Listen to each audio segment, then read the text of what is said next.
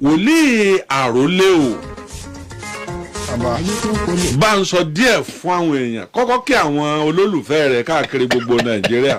Mo kọ́kọ́ fẹ́ kí àwọn lákọ̀ọ́kọ́ náà máa kọ́kọ́ kí bàbá wa Kọ́lá Olóòtú ààrẹ èmi máa ń pè wọ́n ní presidential. Ọlọ́run ló ní orí bẹ́ẹ̀. Mo ti máa ń listen sí program wọn gan láti ìgbà tá a bá tún rédíò wa níjọ́ Wednesday. Bẹ́ẹ̀ni. Ìyá kan ní Kọ́lá o. Bẹ́ẹ̀ni. Bàbá wa ní mò ń gbọ́. Ode ó tún bá bẹ̀ bí sì kún ó tún bá bẹ̀ bí sì kún. Mo dẹ̀ fẹ́ dúpẹ́ gan ẹ máa múnú wa dùn. Bẹ́ẹ̀ni sà bẹ́ẹ̀ni mo dàgbà I grew up knowing you. So rí.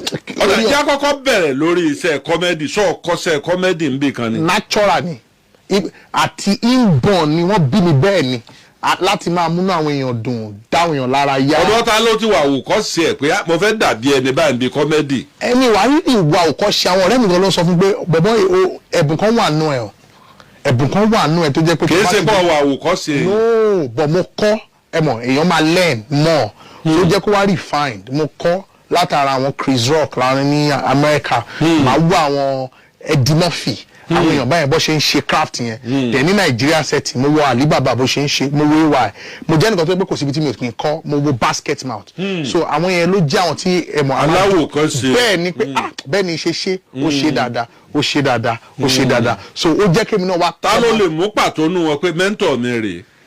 wẹ́n tí mama mẹ́rin tí mo really because pattern mi yàtọ̀ so nǹkan tí mo really ṣe ni pé àwọn tí mo wò yìí mi ò really ní mentor pàṣẹ because style tèmi gbé wọlé yàtọ̀ ẹ mọ̀ the Yorùbá pattern prayer àti bó ṣe ṣe stand up comedy is unique tọ́ba dárúkọ Woli Arole kò ṣe bí èèyàn míì ó different so mo learn gan látara Alibaba composure mo learn látara basket mouth creativity mo learn látara bovi ay is a maestro ay ti jẹ́ nǹkan tó yẹ pé ó ṣe movie ó ṣe stand up comedy ó ṣe oríṣiríṣi nǹkan ó ra àwọn èèyàn lọ́wọ́ so even àwọn young colleagues mi tó wà àwọn ìmí gan tó pé wọ́n really up to me mo máa ń learn látara wọn mo máa ń learn. ẹ̀yin egbọ́n tán. àtọ̀ so ó help craft mi láti. ọdún wo lọ́wọ́ kọ́ discover pé ẹ̀bùn yìí wà lára mi. 18 gbà mo wà ní Great Ife OAU. 2018. bẹ́ẹ̀ ni sà. mo wọ kí ni ẹ ń ṣe tí ẹ̀bùn fi jáde. mo wà nínú yàrá mi so mo ń pa àwọn ọ̀rẹ́ mi lẹ́rìn. ok so máa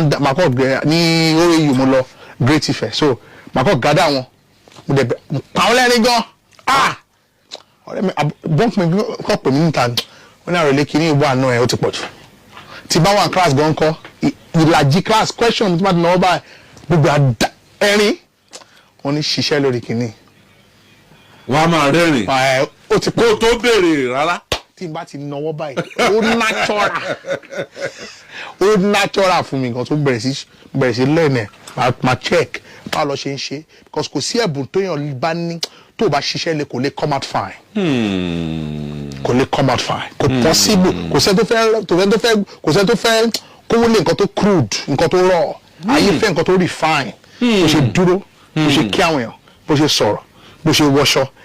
ìjọ tó wá bẹ̀rẹ̀ kọ́mẹ́dì ìjọ ò lẹ lè rántí pé ọjọ́ yìí ni mo lèmi náà gbà pé Ọlọ́run ti dé kọ́mẹ́dì àkọ́kọ́ tí ẹ kọ́kọ́ ṣe lórí stage. nígbà mo wà lórí EU náà ni mo ṣe concert tèmi nìkan all yẹn gba yan 2,000 3,000 ó dẹ̀ kún tán nífẹ̀ẹ́ bẹ́ẹ̀ ni. inú ẹ̀ kún. àwọn òbí mi gan wá ibẹ̀ níjọ́ yẹn mo mọ̀ pé ọ̀nà wàhálà ń di kinní ó ti pọ̀jù táwọn àwọn student wọn ra ticket wọ́n fẹ́ wá wò mí mo gbóra mi mo gbó tí mo gbọ́ stage ó bad gbogbo ẹ̀ kìtìkìtìkìtì mo dẹ̀ sì jẹ́ student. bóyá torí pé ẹjọ́ ọmọ sùkúù wọn ni wọ́n fi láìkì yín èwo lẹ ṣe níta táwọn èèyàn pàtẹ́wọ́. mo ti ṣe lẹ́kọ̀ọ́ tẹ̀ mo ti ṣe ní London mo ti ṣe ní Birmingham àwọn èèyàn jáde gan London yẹn ọ̀ yẹn kún.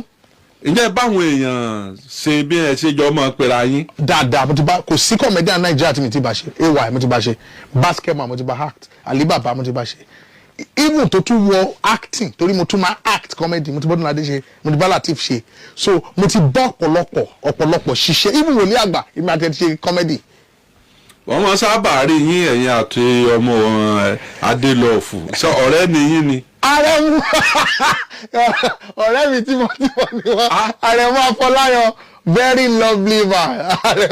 ẹ ti fẹ́ràn ara yín jù. ó ti pọ̀ jù ẹ̀gbọ́n mi ọ̀rẹ́ mi àlejò ọgbọ́n wọn pọ̀ tí bá ti lọ kí wọn fẹ́ kí n kúrò very lovely man very lovely even ẹ̀gbọ́n wọn bá Kúnlé náà ẹ mọ̀ I'm a very lively lovely person. So ó dẹ̀ ràn mí lọ́wọ́ gan. ǹjẹ́ kọ́mẹ́dì bí kọ́mẹ́dì ṣe máa ń gbìyàn popular jòwó wà ń bẹ̀ náà. Ó wà ń bẹ̀ o torí àwa tún ṣe tí wàá mọ́ content creation so media ló gbá wa jáde social media. Wòlíì Àrólé láti bẹ̀rẹ̀ January ni ó ti mòde tí ó lọ di December. Bẹ́ẹ̀ni. Gbogbo engagement oríṣiríṣi ọwọ́ akéré pé yóò lọ ọ̀nà 3 lọ́sẹ̀ sọ́nà 4 lọ́sẹ̀. Tí bá ń wá ń rí báwọn kí ládé tẹ̀lé fẹ́ fi ṣe kọ́mẹ́dì ilẹ̀ máa ṣe Jésù torí n tí sábà máa ń lé àwọn èèyàn kúrò níbi iṣẹ́ ni pé bí ẹ̀wọ̀n ọba lọ déédéé mọ́. So bí Ọlọ́run fún mi lórí ọ̀fẹ́ kan sá bá ṣe bí mi mo ní ẹ̀bùn so mo jẹ́ multi talented bí mo ṣe ní ẹ̀bùn comedy ni mo ní ẹ̀bùn wòlíì a bí mi sáyé gẹ́gẹ́ bí wòlíì ni so àti kékeré ní tọ́lúwá fún mi lórí ọ̀fẹ́ pé tí n bá ti sọ̀rọ̀ máa rí bẹ́ẹ̀. ṣé ìyá yín ni wòlíì ni. Ìyá mi ń ṣe wòlíì bàbá mi gan ṣe wòlíì but màmá tó bí màmá mi evangelist ni. Àwọn ni ẹ wá jogún ẹ̀bùn yẹn látara wọn. Bẹ́ẹ̀ni ìyá tó bí ìyá mi. Evangelist. Bẹ́ẹ̀ni so tí n bá sọ̀rọ̀ mo notice in secondary school primary mo lọ government college Ìbàdàn so màá lọ sọ fún mi pé mọ́mí mo sọ̀rọ̀ kan ní school màá kọ́ ọ̀rọ̀ rẹ̀ mi kàn máa ní ṣọ́ra lọ́la o má gbọ́kadà agbọ́kadà adé l'accident. Màá tún sọ fẹ́ nìkan mo wá pè ìyá mi jọ kan pé mo ti máa ń sọ̀rọ̀. Ọmọ ń ṣe. Ìyá mi ní pé ìgbà bìkọ́ pẹ́kọ́ tó bí mi 13 years ni ìyá mi fi dó. Ọdún 13. Bẹ́ẹ̀ni kọ́ tó bí mi. Ọmọ lérí nìyí. Èmi àtàntí tẹ́ bá rí mi àtẹ̀gbọ́n mi ẹ máa rò pé ẹ̀gbọ́n mi ló bí mi ni ẹ̀gbọ́n mi ti over 40 I'm 34. Ọ̀gá lóòótọ́ ọdún 13 síra. Ọgbà lọ́wọ́ mi.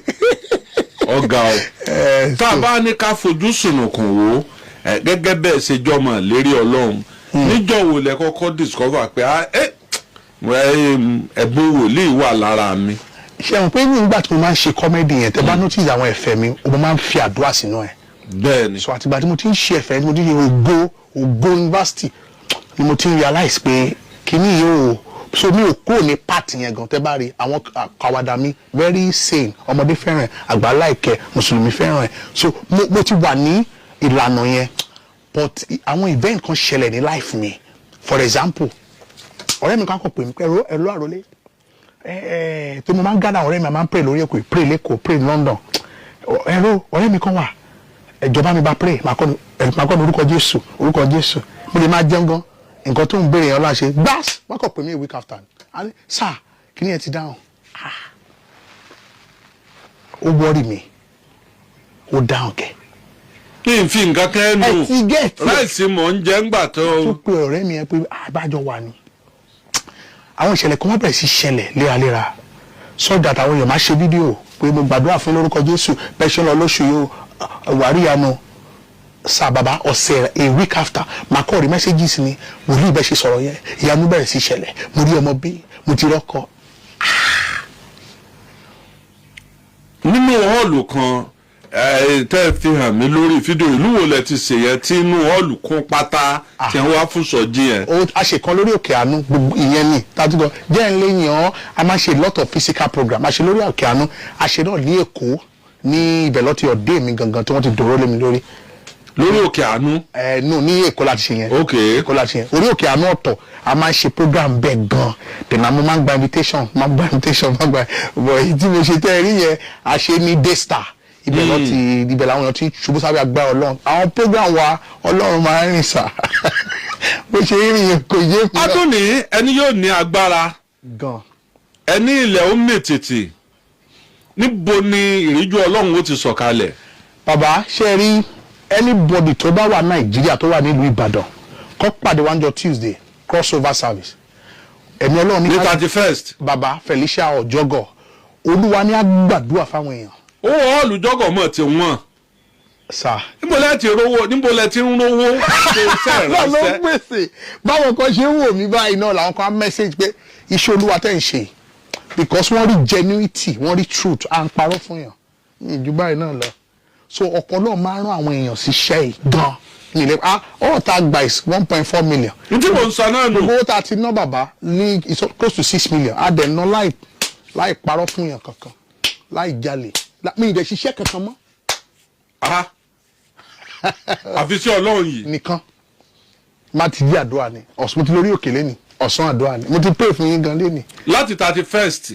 bẹ́ẹ̀ni. mọ́júmọ́ on the 1st. a máa bẹ̀rẹ̀ sí yin ọlọ́run yẹn sà tàbá ti gbàdúrà olúwa ní ká yin ìwọ̀nù ọdún pé 2025 gbogbo ẹni tó bá lè wá àtẹni tó gbọ́ mi olúwa lọ́dún ayọ̀ lọ́dún yẹn sà owó ń bọ̀ ọlá ń bọ̀ ìgbédìde ń bọ̀. ní 31st. mọ́jú first. àwọn olórin wo ni àjọ wà ń bẹ̀. àti ẹ̀pọ̀ àwọn èèyàn mi Babátúmi ṣe ń bọ̀ ìyanu olúwa praise ń bọ̀. kò sáwọn kọ́mẹ́dì ń bẹ̀ tí wọ́n dá wa láyé. àdúrà ni ẹ mọ̀ pé àgọ́ yẹn ti yàtọ̀. àdúrà ti lé kọ́mẹ́dì jáde. ó ti ọba. ọ̀gá méjì ò lè gbénu ọkọ̀ kò lè gbé bẹ́ẹ̀. a ṣe program kan náà tẹ́nìkan pè mí òní sáré gbàdúrà fún ẹ ó ní mo ti recommend mo ní wòlíì kan wà tọ́lọ́run lò mo ní ta lẹ́ni ó lẹ́yìn ni sà mo lé mi báwo èmi bíi ti ló lé mi ni woman yẹn ní lump ní London a kò pray fún ni ó pè mí padà a week after mo jọ ẹ ó wà láàjọ tí Ọlọ́run touch mi jù mo sunkún bàbá mo sunkún ní palọ torí mo kọ ibi lédi ẹ̀gbọ́n mi fi kára gbàdúrà mo kọ ní mo gbàdúrà fún ẹkẹ kára yín yá o kọlọ́run kọ́ pẹ̀lú yín mo ṣáà ní kí n tètè pray fún kó máa lọ kó má bàa di pé mo lọ ṣe ní ìgbó lọ́wọ́ ẹ̀sùn kò lé ní pé mo ṣáàjẹun ni ló bá pè padà ló ní wòlíì ṣèbí mo sọ fún yín olúwa ń lò yín sà kò rí lump yẹn mọ́ cancer dẹ̀ ni. kábíyèsí Olódùmarè. bàbá mo ké. ọmọ ìlú wo ni Woli Arole. Ondo state sà. níbo l'Ondo state. Ìkàrẹ́ Àkókò. Ìkàrẹ́ Àkókò. màmá mi Èkìtì. màmá l'Èkìtì bàbá ní Ìkàrẹ́ Àkókò. àwọn bólẹ̀ ti lọ iléèwé alákọ̀ọ́bẹ̀rẹ̀. Ọlápàdé Àgòrò primary school government college Ìbàdàn secondary. lápáta. bẹ́ẹ̀ ni wẹ́ẹ́ a dẹ̀ lọ sí Ọbáfẹ́mi Awólọ́wọ̀ university mo ṣe psychology. ṣé tẹ́ ẹ bá ń wò yàn báyìí ẹ lè mọ irú wà tí ó wù ẹ lè mọ irú tútù ọ̀pá. díẹ̀. psychology náà fẹ́ papọ̀ mọ́ṣẹ́ wòlíì o téèyàn bá wò ó báyìí pé ẹ torí nǹkan báyìí lè fi wá. ọmọ understand àwọn èèyàn náà wúyẹ wòlíì iṣẹ́ mi ni spirit ló máa ń gbé wá discernment. àwọn kan ní gómìnà sọ̀rọ̀ ẹ̀ mo láwọn kan ńlá ẹlòmíín gbọ́ mi lórí bẹ́ẹ̀ lórí Facebook ẹlòmíín máa wò lórí TikTok tó jẹ́ pé bóyá ń sọ olúwa tí ń bá mi sọ̀rọ̀ because ọlọ́mọ má dà pé èèyàn wà lẹ́gbẹ̀ẹ́ èèyàn ni. ṣé ẹ lè gbàdúrà fún 20 èèyàn lónìí èèyàn 24 lónìí torí ọdún 2024 la wà yìí. bàbá mo lè gbàdúrà fún èèyàn 1000 mo lè gbàdúrà fún èèyàn 2000 má dẹ̀ fi pé ẹ wo padà mo máa ń fún yàn táìmì ibi tó lu arọ mi lọ́wọ́ dé. ní táìmì. pé in 24 hours tí o bá ṣẹlẹ̀ yes sir màá ní check ẹ̀ olúwa sọ pé àwọn kan gbọ́ mi báyìí nínú tó pé wọ́n jẹ gbèsè mo gbọ́ yẹn ń sìn ní yes sir wọ́n wà lórí afẹ́fẹ́. torí pé wọ́n jẹ gbèsè. olúwa ló máa fa ìwé gbèsè yẹn ya. tí wọ́n kú òòlù ń gbèsè. bó ṣe máa ṣẹlẹ̀ kò ní yé wọn ẹnìkan gbọ́ mi sí ọkọ̀ ẹ̀ ṣàìsàn mo rí ọkọ̀ ẹ̀ ṣàìsàn níbi ẹsẹ̀ ọlọ́run sọ pé kí n sọ fẹ́ ni ẹ pé ọkọ̀ ẹ̀ máa rí ìwòsàn wọ́n máa mẹ́sẹ̀gì ọlọ́run ni àwọn a ní more than 50 people tó ń gbọ́ mi báyìí wọn ò níṣẹ́ lọ́wọ́ wọ́n dẹ̀ ti ṣe wọ́n dẹ̀ ní certificate olúwa ní sọ fún wọn wípé January 2025 kó tó di January 31st wọ́n máa ríṣẹ́ bẹ́ẹ̀ ni bẹ́ẹ̀ ni. ṣé tẹ́ ẹ bá pé 100 èèyàn tó bá lè pe nọ́mbà yín lálẹ́ yìí ẹ gbé tẹ́ gbàdúrà fún un. ẹ ní sùnù o. wọ́n máa ń pè wá gan-an wọ́n máa ń pè wá bàbá.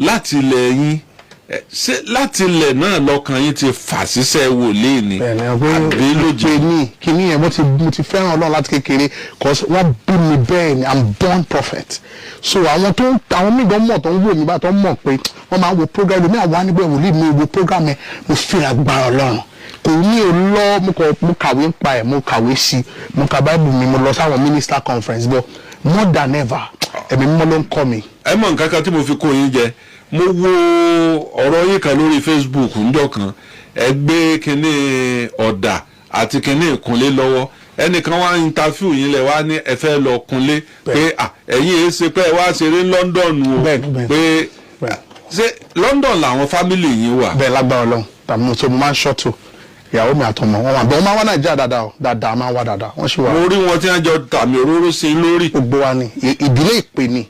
ìdílé ìpè. the call of God is OFD o bàbá OFD God. àwọn sẹ́ẹ̀ránṣẹ́ yín àwọn bolẹ̀ fi dojúkọ náà. a dojúkọ láti ran àwọn ọ̀dọ́ lọ́wọ́. àwọn ọ̀dọ́. ìmísí yẹn láti groom wọn láti sọ pé kò sí ẹni tí ò sí ìrètí fún. ìrètí wà fẹ́ everybody. o jẹ́ Christian o jẹ́ mùsùlùmí o ìrètí ẹ̀ ti pin there is hope for you. a dẹ̀ tún gbàgbọ́ wípé kò síbi tó bíyàn sí láyé o lè di ògo àgbáyé.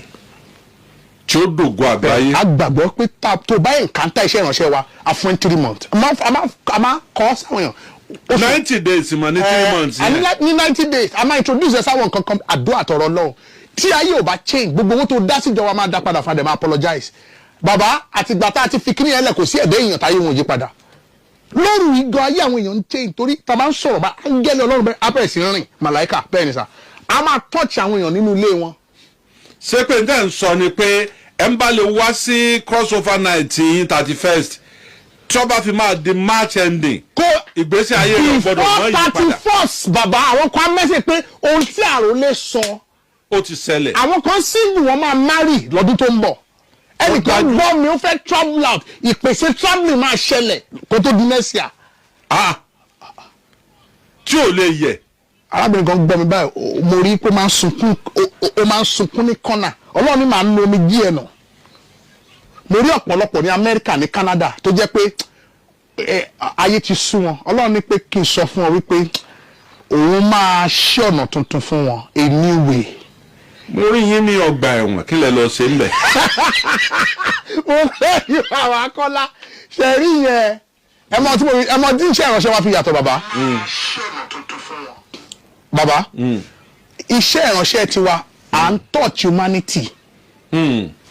mo sọ fáwọn èèyàn nígbà tó ló wá pè mí ní èmi ò ní jẹ́ wòlíì àbí pásítọ̀ mo fẹ́ fún èèyàn ju kí n gbà lọ.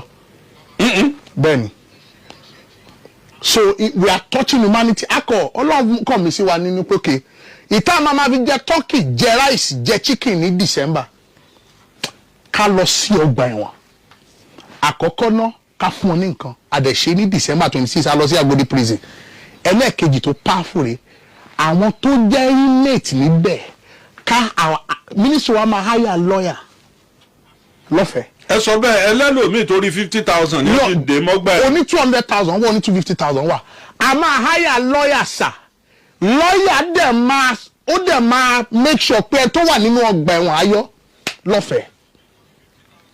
níbo lẹ bẹ̀rẹ̀ yùn.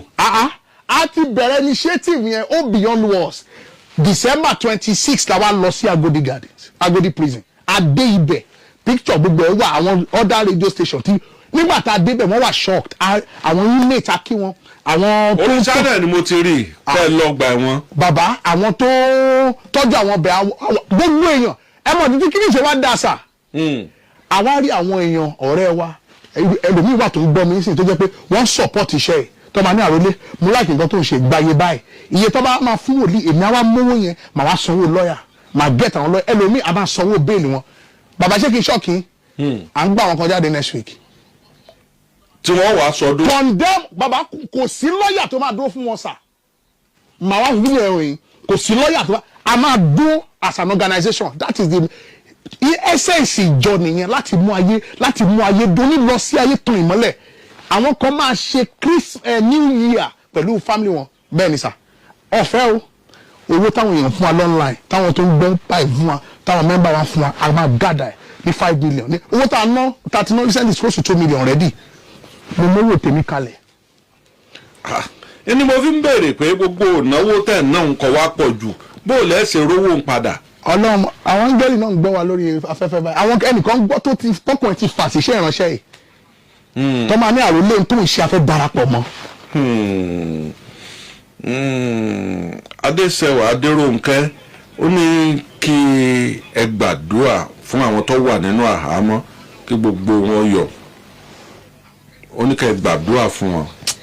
mo gbàdúrà lórúkọ Jésù inú mi dùn pé mo wà lórí program mi pẹ̀lú bàbá Kọ́lá olóòtú inú mi dùn gan bàbá dáadáa ni wọ́n mo mọ adúrò ògo tọ́lọ́run ti lò wọ́n láti gbé dìde gbogbo ẹni tó wà nínú àhámọ́ òkùnkùn ẹ gbóhùn Olúwa lẹ́nu mi Olúwa ní mo ta òmìnira sí ọ lórí láti tú àwọn tó wà nínú túbú sílẹ̀.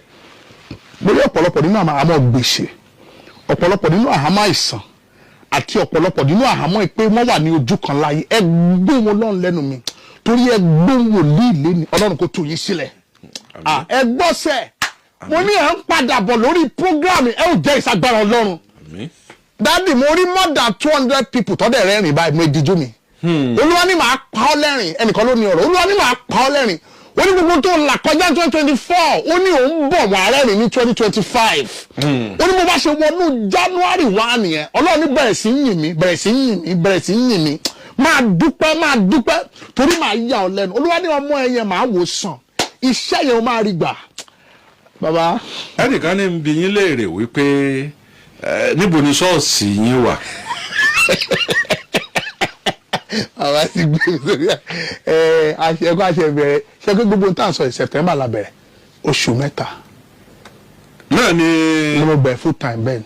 Òjijì ẹ ti múlẹ̀ tó báyìí. Ọlọ́run ti ń prepare mi bọ̀tọ̀ tẹ ọ̀rọ̀ sí mi lórí so digital la ṣì ń ṣe náà lórí Facebook mi mo wà ń bẹ̀ táwọn àbá fẹ́ pàdé mi lálẹ́ ìsìn mo wà lórí Facebook mi wà lórí Instagram tẹ̀ nítorí bàbá wa máa fi nọ́mbà mi náà síta.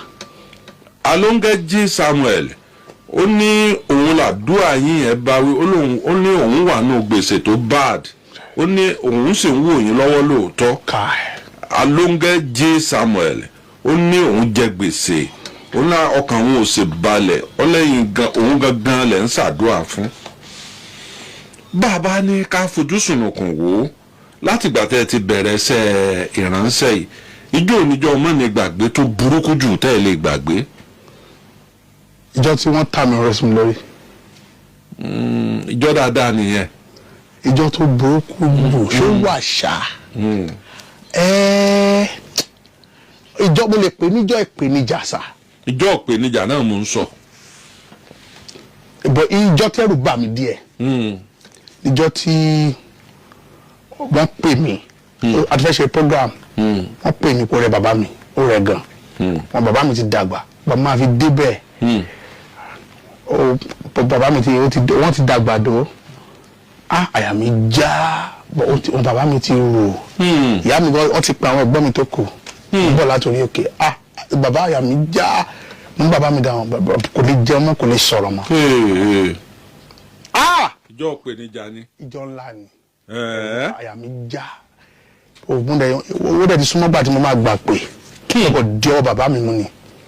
Tó ti pe àgbẹ̀gbọ́n wa méjèèjì tó kù ó ti ń dà pé ó ti fẹ́ máa lọ.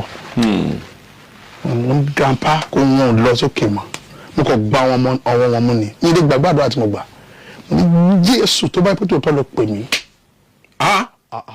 Bẹ́ẹ̀ ni mo sọ mo jẹ́ kí ìyè Kristi wọnú bàbá mi wà láyé dìsìn. Ó ṣe síìkì ń gbà yẹn. Wọ́n wà láyé dìsìn bàbá. Rasheed Nafiu oníṣẹ́ mọ́ gbàdúrà fún Muslim. Bàbá kò sí ẹ̀dẹ́ èèyàn tí mi gbàdúrà fún. Mo lè gbàdúrà fún òun kẹ́ ẹ̀ tó mọ̀ lọ. Mùsùlùmí Christian aláwo aláfàá ó gbàgbọ́ ní Ọlọ́run atheist gbogbo ẹ̀ because èmi gbàgbọ́ wípé Ọlọ́run ó fẹ́ràn gbogbo àgbáyé. Gbogbo ayé lọ́lọ́run fẹ́ràn. Ẹni tó bá wá síbi crossover night yín ní 31st ní Jọ́gọ̀ wípé gbẹ̀gẹ̀dẹ̀ ó gbéná. Alárẹ̀ ajagbasa. Ìgbésí ayé rẹ̀ ó yí padà ó tó di March ending. Àwọn nǹkan tí ò lè wá gan tó ń wò mí diaspora by online láwọn Canada àwọn France ní America wọ́n ti ṣe oríire. Ẹ fi nọ́mbà yín lẹ̀ lálẹ́ ìkẹ́ tó máa lọ. O gbọ́dọ̀ fi. Torí mi wọ́n mọ̀ pé afẹ́ bá wòlíì sọ̀rọ̀ afẹ́ bá wòlíì sọ̀rọ̀ a sì mí ìmù tí wọlá lérè ó ní kẹ́ gbàdúrà fóun níyà káwò ó ní kẹ́ gbàdúrà fóun Sodiq Adéṣọlá ní ẹ gbàdúrà ẹjá ṣe báyìí lẹ́yìn ètò lẹ́ẹ̀mọ̀ gbàdúrà fún ẹ bá ń sọ nọ́mbà tí wọ́n mọ̀ pé. Nọ́mbà tó máa pè mí sí ni bó máa lo WhatsApp dáadáa because ìgbà mi wà tí mo máa àwọn tó bá fẹ́ enjoy láti ìlú òyìnbó mo máa lo voice note because máa send voice note lórúkọ Jésù mo gbàdúrà fún lórúkọ Jésù mo gbàdúrà fún so WhatsApp line is 080 77 77 01 74 34 ṣe tún sọ lẹ́ẹ̀kan sí 080 77 77 01 01 74 34 34 34. WhatsApp èmi gan so èmi ni mo wà in charge. direct tí ó lọ sọ́dọ̀ Wòlíì Àrólé nìyẹn. màá dẹ̀. ẹ sì dọ́pọ̀lọpọ̀ èèyàn lónìí lálẹ́ ìtẹ́ẹ̀bà wọn sọ̀rọ̀ kẹ́ ẹ tó sùn. wọ́n mọ̀ lé tọ́gọ́rùn-ún kan.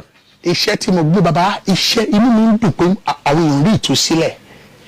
iṣẹ́ tẹ́ ẹ gbé lọ́wọ́ nù. inú mi dùn mi ò ní nǹkan míì mọ̀ káyé àwọn èèyàn yí padà kẹ́nìkan ní lórí prógráàmù bàbá Kọ́lá ni mo ti ẹ̀káńtà wòlíì ẹ̀rí mi rè wòlíì ìdà ìtọ́lọ́ ní fún ẹ̀rẹ́ àwọn kan gbọ́ mi lálẹ́ tí wọ́n máa support prison project tá à ń ṣe tó máa gbèrè ló pé báwo làwọn ṣe fẹ́ dá sí so báwo ṣe ní dá sáwọn èèyàn. Williams Abéjídé Oníbùọrẹ ó ní òǹkọrin Kristi lòun wípé òǹkọrin gospel lòun pé òun fẹ́ kẹ́ gbàdúrà wípé iṣẹ́ ìrànṣẹ́ tòun náà gòkè. bẹ́ẹ̀ni ayágbọ́ Williams Abéjídé Oníbùọrẹ. bẹ́ẹ̀ni bàbá Ọlọ́run ti lò fọ́pọ̀lọpọ̀ gospel artist gidi gan ó wà lára orí ọ̀fẹ́ tí mo ní orí ọ̀fẹ́ ìgbédìde. ọ̀dà ọ̀pọ̀lọpọ̀ oríṣiríṣi kálukú ń sọ ẹ mọ̀ pé orí rédíò làwà á lè mọ̀ ká gbogbo ẹ̀ ẹ fi nọ́mbà yín lẹ̀ lẹ́ẹ̀kan sí kẹ́ wá lọ mọ̀ dáhùn èèyàn lóhùn. 080 080 77 77 01 01 74 74 34. 34. inú wa dẹ̀ dùnpẹ́ fún wa lórí ọ̀fẹ́ ìgan. Ọlọ́run ló ṣe Ọlọ́run ló ní orí bẹ́ẹ̀ Ọlọ́run ló ní orí bẹ́ẹ̀.